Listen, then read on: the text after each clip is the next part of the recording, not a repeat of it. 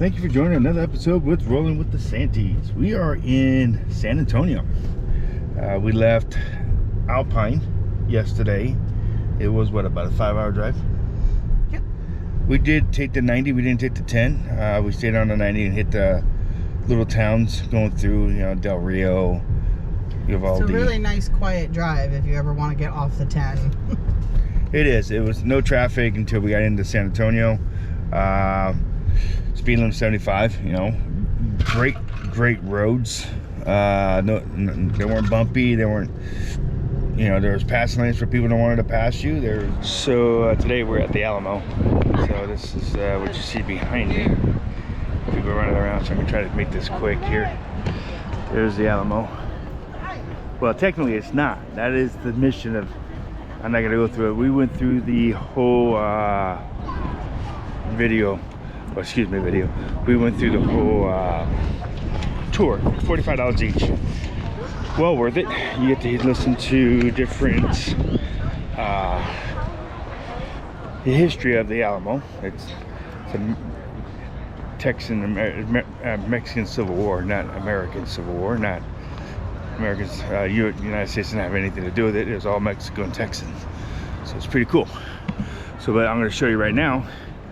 That wall there is the oldest hospital and oldest building in Texas. But it goes through it. And first it was a convent, and then later on it became barracks, and then they built it above another. You can see right there on top, and became the hospital for the soldiers above it. So, and I'll walk you guys through the inside of it in a minute. We'll catch that. But here's what it looks like as in 1836. That this building right here is there. That's why we can't step in there. We can go inside of it. We'll go do that in a little bit.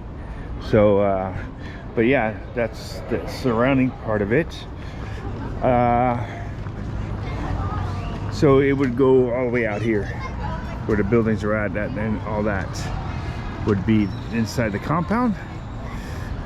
You'll see a couple pictures later on in the video of us at the compound itself, and then all that. So that building over there, that little where the stairs going up, that was the edge of it. There's where another part of it right there, and then this was the funny part. Real quick, I'm showing everyone here. The funny part was this was a mission before it was a fort, of course, right? So you would have steeples on that side, steeples on that side. Now, mind you, the whole thing didn't have a roof on it for a long time, until the late 1800s. So we had that. So here is the rest of that wall. We came from that way over. So we're going through, and they say on a tour, we didn't do an audio tour, we actually had somebody send it. Sorry, late. This is where they found the body of Davy Crockett, right here. He fought in this area, so he was the last one of the last defenses coming in, and the wood fence and everything. But you can tell this was a mission because they had the cutouts for the saints and all that. And you can see the wall, the original wall, still on that side. And then you can see up here, let me see here, where the cannons hit and everything else, little holes in the wall. So now we're going to go through in here a little bit and see what's going on. I'll take you guys inside so now we are inside the compound, and this is that backside of the oldest wall in Texas. The infirmary, the barracks, convent. That's what it looks like inside. We will go inside the Alamo in a little bit. can see it all. So that's what it looks like inside. So they would be here, convent, and there's no windows. Look at this.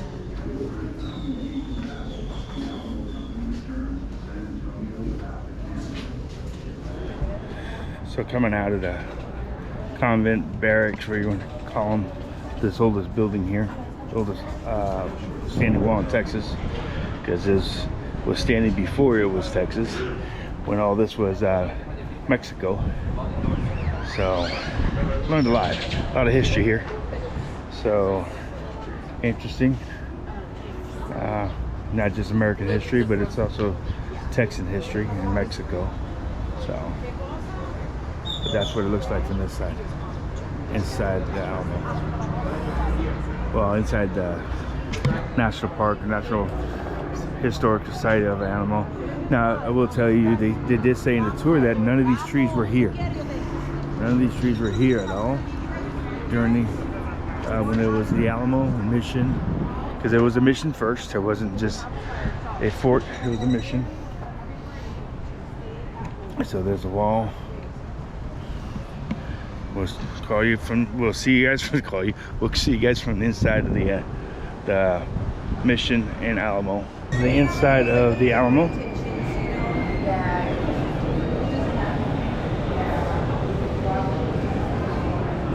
So we went through our tour in here already. So this is what it looks like. There was no roof. The roof was not here until 1850, I believe. Don't quote me on that. So it's pretty cool. Look how thick the walls are. Go in and out. So you see notches on the wall. That's where this was the mission. There's no ceiling, and the Army made the second floor. They stored ammunition. That's where they stored it at. So these are the flags that came to help the Alamo in 1836. So what I mean by that is 7 people from North Carolina came, and then 1 person from Rhode Island. There's different countries too, as you can see. So Tennessee had a 30. They're the first 30 to show up. Vermont, Virginia had 13. And you can see everything. So in the movies and everything, what you see is that level up there had cannons facing out, so they can shoot out and stuff like that. So that's the whole inside of the mission / Alamo. So with minus the roof on top. So there you go. We'll see you guys inside this cave here, this other room. So we're going into this temporary this outdoor niche of the church. This is where the priests and everyone would go in and get ready for mass, and they would come out here where everyone's at and give the servant, and then that's where they go back in there. So there was another opening up here, I forgot to tell you guys, on there. That's where we would give a confession. So again, this was a mission. Windows didn't go anywhere. They're just for ventilation of all the way in the top. They're just ventilations. You see them up there right now. They're air conditioners that come in. So, but you can see the niche a little bit closer here, right there. That's where the second floor up. Remember, there was like, again, that ceiling wasn't here, so it was all open. And there's the original walls. I'll see you guys inside this building here. I'm sorry, I was reading something. Let you guys read it too. They're doing conservation to it.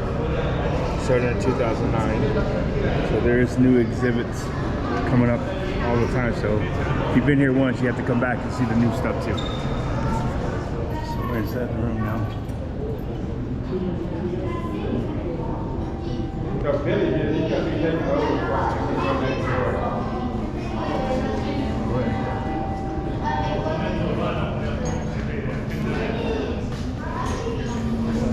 Again, you see the outside of it. There's a door. Come through. It's a pretty big room. We're gonna go in there, which is still part of the room. Another part of it. So, we got the place of prayer. 1756 to 1793. The place of safety in 1836 during the Battle of the Alamo. This is where there weren't the kids here. This is where the kids. So Santa Anna didn't kill any women and children, but this is where the women and children hid during the Battle of the Alamo. Well, it's the next room, but Say that again? it's that room back there. Oh, okay, that room back there.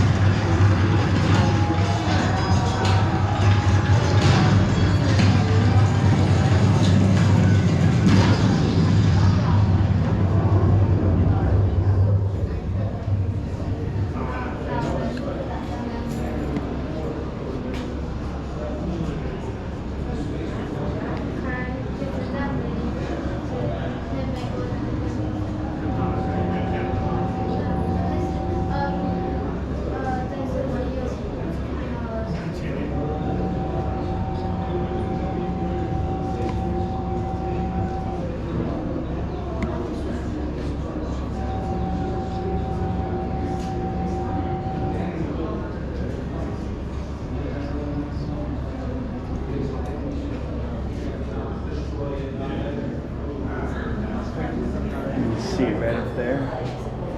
This is what it looked like. Thank you. Offices down here. Ultimately, it's made into a barracks when it becomes a fort. So The mission this is starts a walk from lasted around outside. 1793, This is 300 years old. And then about 1803, the Alamo This year, it'll be 300 years old. show up here, 100 people with their women and children.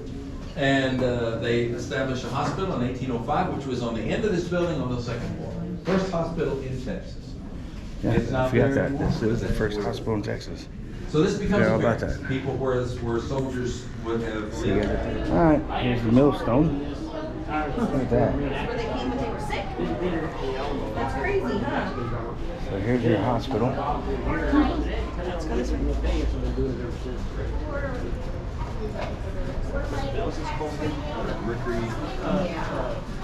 Here's their first hospital they had. Yeah. The oldest one in Texas. Well, you don't want to say Mexico, but yeah, it was Mexico at this time. I want to take notes. If you will Google thunderclapper, it'll tell you the story of Lewis and Clark. But Benjamin Rush invented these things, and he was into the black bottle part of the Ford. Interesting. So what did you say about Lewis and Clark? If I look up what? Thunderclapper. Thunderclapper. So at this time in history, we represent 1820s, 1830s, and to some degree, some of this stuff goes back 2,000 years before because they're purging the body at this time. Okay. Give you an idea. George Washington had strep throat, and yeah, that's how they treated it. You got a headache? Yes, I know. Put a leech on your forehead, one behind the ear, suck a little blood out. Yeah.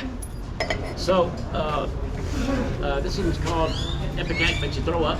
Yep. You can have an ulcer, but it's going to make you throw up because they believe it's one of those body fluids being out of balance.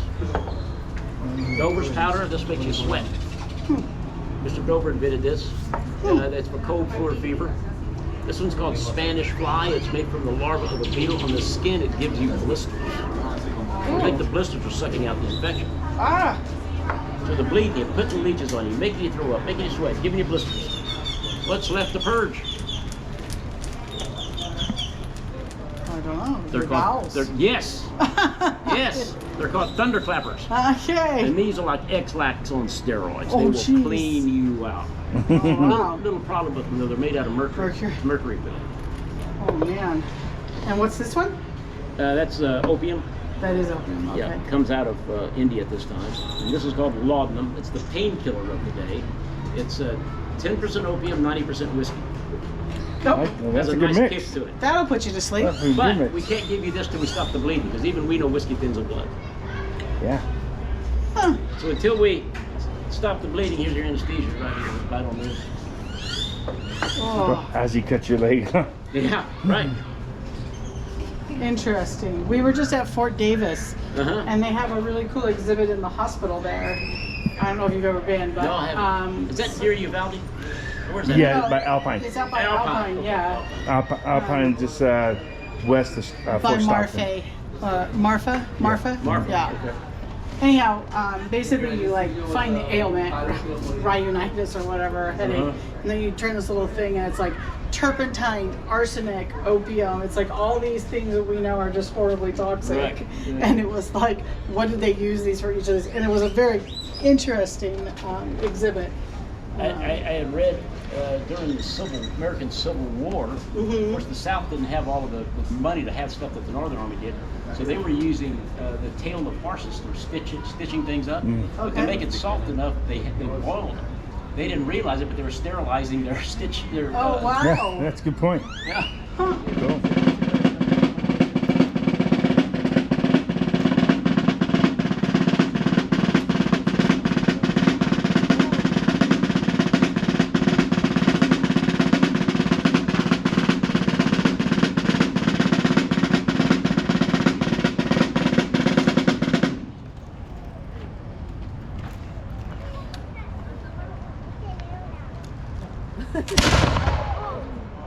Placed in line infantry, this is the weapon he will be issued. Okay? Now, what does all that stuff mean? Smooth bore, flintlock, muzzleloader. Well, the flintlock, that is the ignition system that fires the weapon. You have a piece of flint held in the jaws of the cock that strikes a piece of steel called the fizzing. It actually scrapes it open, creating the spark, and that's what fires it. Now, the thing is you have to rely on the flint. And the flint must maintain a sharp edge in order to create the spark. Well, every time you fire it, you're wearing down the flint. Okay, so they do average 1 in 7 shots of the weapon not going off. So you may see 1, maybe 2, maybe all 3 not go off. It does happen. Okay, it's part of it. Now, muzzle loading, what does that mean? That means that the gunpowder and ball have to be pushed down the barrel to load the weapon. So these things take a little time to load. You know, we're not used to that with modern firearms, obviously. So, but at that time, that was common with loading times. You know, it was the way of loading of all weapons at that period. So, now smooth bore, what does that mean? That means that there is no rifling in the barrel of these firearms. Okay, so what is rifling? Rifling is a series of cut grooves, there's usually 7, that were cut into the bore of the barrel of a rifled weapon, and they twist. And what that does is when you shoot the lead ball, and it's all lead ball this time, it's going to grab that rifling and impart a spin on the ball as it exits the barrel. And a spinning ball is going to go straight and give us a greater range. Now, rifle weapons, they take weight arms. Now this would be the most common way of carrying the weapon on the march. And if you were infantry in the line, the weapon goes on the left shoulder. And we're going to tell the men to load in 12 times. Load. Open pen. Handle cartridge. Now again, the cartridge is a paper tube. It's got ball and powder rolled up in it. And these are crimped over. The only way we can open this is to tear cartridge. They would bite off the end of it, spit it out, and prime. So you got to pour gunpowder into the priming pan. We then tell them to shut pen and cast about. Charge cartridge. They're going to pour that remaining gunpowder down the barrel. And with the ball and the paper, they wad it up and stuff it into the muzzle. And we got to drive it to the breech. So tell them to draw ramrod. And ram cartridge. So they sling it in, pack it tight, return ramrod.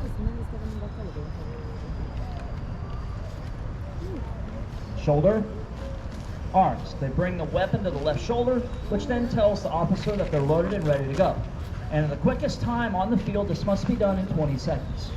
Now, it can be difficult because you are being shot at, however. Now, when we see them at that left shoulder, we know the last 3 commands of ready, aim, and fire. Boom. Shoulder, arm. Now, we're going to fire 3 volleys. The first shot will be done in the 12-step. The last 2 will be done in the quickest time by the drum. So again, folks, it's going to be loud. If you have sensitive hearing, please cover the ears. Here we go.